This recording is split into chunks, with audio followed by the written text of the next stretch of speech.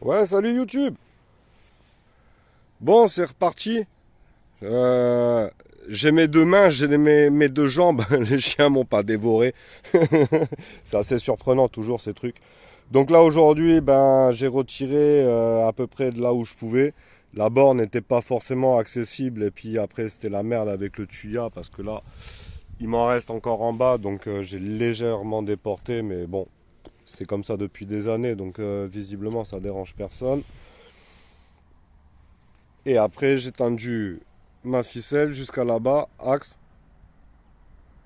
Parce que là, avec l'accord du voisin, on est en mitoyen. Sinon, j'aurais été l'extérieur du plot à la ficelle. Donc, ici. Et là, au moins, t'es pas emmerdé avec ton voisin. Parce que le bout de fondation ne doit pas dépasser. D'accord. Donc là, ça a été vu. Donc, on a retiré du mitoyen pour remettre du mitoyen. C'est quand même plus avantageux quand tout le monde est d'accord. Donc, trou de tarière 250, 50 cm de profondeur. Bah, je vais pas vous mentir, les 30 premiers centimètres ça allait, les 20 derniers centimètres c'était une tannée. Donc j'ai remis une mèche de 100 pour repercer. Après tu finis avec ta grosse mèche. Alors détail à la con, quand tu fais ça avec une tarière et que... Si, ça, ça j'ai adoré. Le câble d'alimentation qui passe chez le voisin en nickel, enfin en mitoyenneté, pile poil. Donc ça m'a surpris de lever une gaine à l'intérieur, je la sentais forcée. Qu'est-ce que c'est? Je dois y avoir une racine. Ah non, c'était pas une racine, quoi. Donc pour reprendre, là, j'avais la mèche de 250 avec la tarière, merci Kiloutou, parce que ça coûte un bras. J'ai voulu en acheter une, mais en fait, au final, je préfère louer. Et j'ai l'autre mèche, je l'ai ramené au camion. L'autre mèche, une mèche de 100. Donc il y a des endroits, comme vous pouvez le voir, en fait, le fond du trou, il est... Ah là, c'est nickel. Là, tu peux y aller, t'es tranquille, il y a de l'ancrage. Si tu commences à la mèche de 100 pour après renvoyer la grosse mèche, tu te tires une balle dans le pied, ça fait n'importe quoi et tu fais des trous carrés.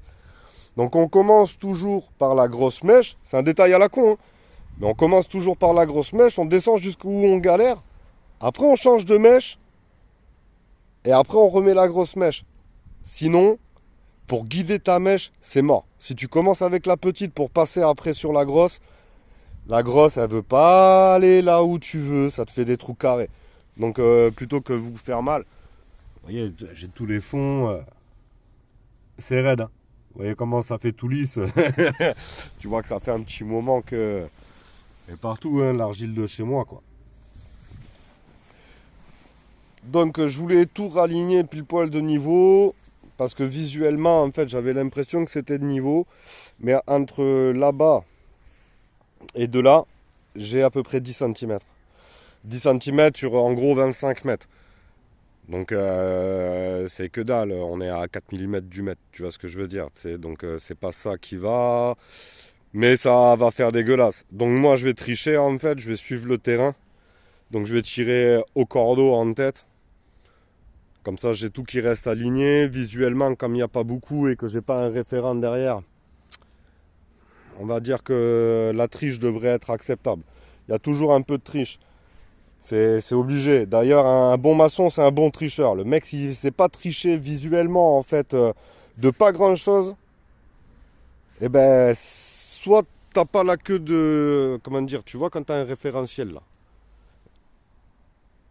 Soit t'as là, soit t'as en bas. Mais si en bas, tu te retrouves avec une queue de billard avec le terrain de 10 cm, le client, il le voit de suite. Il va se dire, mais comment ça se fait? D'un côté, j'ai 10 cm, de l'autre côté, j'ai 2 cm. Ah oui, mais il y a tout qui est de niveau. Moi, je m'en fous, ça fait dégueulasse. Par contre, si tu as un référentiel derrière, donc tu as ton voisin, il a décidé de faire un mur avec, comme par hasard, une jolie rive ou une jolie peinture qui est bien de niveau, et ben là c'est pareil, si tu n'arrives pas de niveau, mince, c'est le nez au milieu de la figure. Donc faut toujours tricher un petit peu avec ce qu'il y a derrière, avec machin, des fois ça prend du temps. C'est du moins moi je passe du temps là-dessus. Donc là où je suis content, c'est que bah, celui-là, là en fait, il n'est pas pris avec la fondation. Donc ça c'est une bonne nouvelle, j'ai commencé à le piquer, j'ai vu que c'était cool. Donc je l'ai raccroché tant bien que mal au reste. Parce que là, je vous avoue, j'ai même pas envie de le démonter, hein, en vrai. Donc lui, je vais tout piquer, je vais descendre et je vais le sceller en même temps que je vais sceller l'autre poteau. à mon avis, ça ira pas loin. Et comme ça me permet d'arriver au plus près là. Et je vais faire la même magouille de l'autre côté. Donc j'ai préféré faire une coupe ici, une grande coupe, et une grande coupe là-bas, plutôt que d'arriver sur une coupe de 60 cm là-bas. J'avais cette option aussi. Mais au final, en fait, visuellement, tu vois, là, j'ai le premier poteau qui va démarrer avec la sapinette. Donc le client, quand lui, il va sortir de sa baie vitrée, tac, il va regarder ici, et en fait, il aurait une continuité visuelle entre la sapinette et l'autre côté, bah, on s'en fout un peu parce qu'il y a un cabanon et tout ça, c'est moins important. Mais ici, il y avait un visuel direct, en fait. Donc bon, c'est pareil, hein. Pour moi, le diable est dans le détail. Je mets le trou là ou je le mets là, tout le monde va me dire, ouais, Francky, on s'en fout. Ben, je te jure qu'à la fin, on s'en fout pas. Enfin, quand tu es dans ma tête, tu t'en fous pas.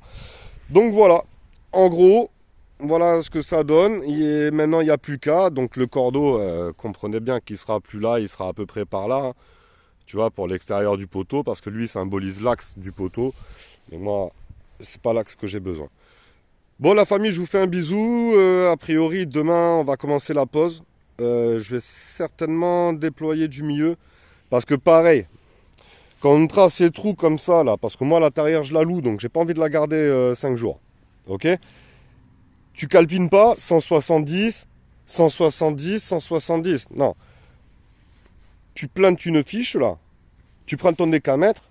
Et tu marques 170, 340, nanana, nanana, et tu avances en fait. Et tu as ta calculatrice à côté, plus 170 égale, plus 170 égale, et tu as un chiffre. Et à chaque fois, tu traces.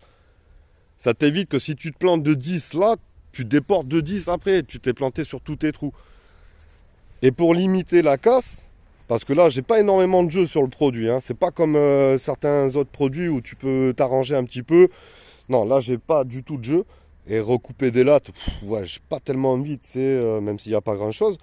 Plus court à la limite, c'est moins emmerdant que plus long. Et résultat, je pense que je vais déployer, tu vois, je vais déployer du milieu et sur les côtés. Comme ça, même si, admettons, moi, j'ai calculé 169. Mais normalement, il me faudrait 169,4 mm. Tu comprends bien que les 4 mm, laisse tomber. D'accord? Il y a ceux qui ne fabriquent pas, ils ne comprennent pas. Mais ceux qui fabriquent, ils comprennent ce que je veux dire. Donc moi, j'ai déployé à 169. Mais quelque part, 4 mm sur 10 trous, ça me fait 4 cm. Sur 20 trous, ça me fait 8 cm. Et 8 cm, je commence à voir le poteau, il est franchement excentré, tu sais, dans mon trou de 250. Ça rentre, mais il est franchement excentré. Que si je démarre du milieu, eh ben, au maximum, là-bas, j'aurai 2 cm de faux. Et ici, 2 cm de faux. Et ça permet de pouvoir déployer plus sainement. Comme les côtés, c'est mes coupes. J'ai pas besoin de commencer par un bord en fait. C'est pas comme une clôture grillagée haute, c'est différent. Tu peux l'attaquer un petit peu comme tu veux. Enfin, je vous dis ça, j'en ai jamais posé, mais dans ma tête, la méthode, elle est claire. Donc, je préfère déployer, on va dire, je vais prendre axe et je vais déployer de chaque côté. Et ça va se faire tout seul. Bon, normalement, je suis suffisamment précis quand même, tu sais, pour éviter. Mais ça, je l'ai vu, moi, sur des clôtures à l'époque, quand on faisait les contours de lac et tout. Quand tu commences à lancer 70 mètres de trous, je te garantis que les 25 derniers trous, les 25 derniers mètres, je veux dire, ils sont out. Tous les mecs qui ont fait des trous à l'intérieur, ils peuvent te le dire, au bout d'un moment, tu déploies. C'est obligatoire. Donc le fait de calpiner en fait avec le décamètre et le fait de démarrer du milieu en partant sur les côtés, je vous garantis ça limite à mort la casse. Au cas où il y a casse. S'il n'y a pas casse et que tout est parfait dans le meilleur des mondes, mais ça moi j'y crois même plus. Allez la famille, je vous fais un bisou, je vous tiens pas plus la crampe. Voilà, hein, bah, tranquille. Il n'y a plus qu'à. Bisous.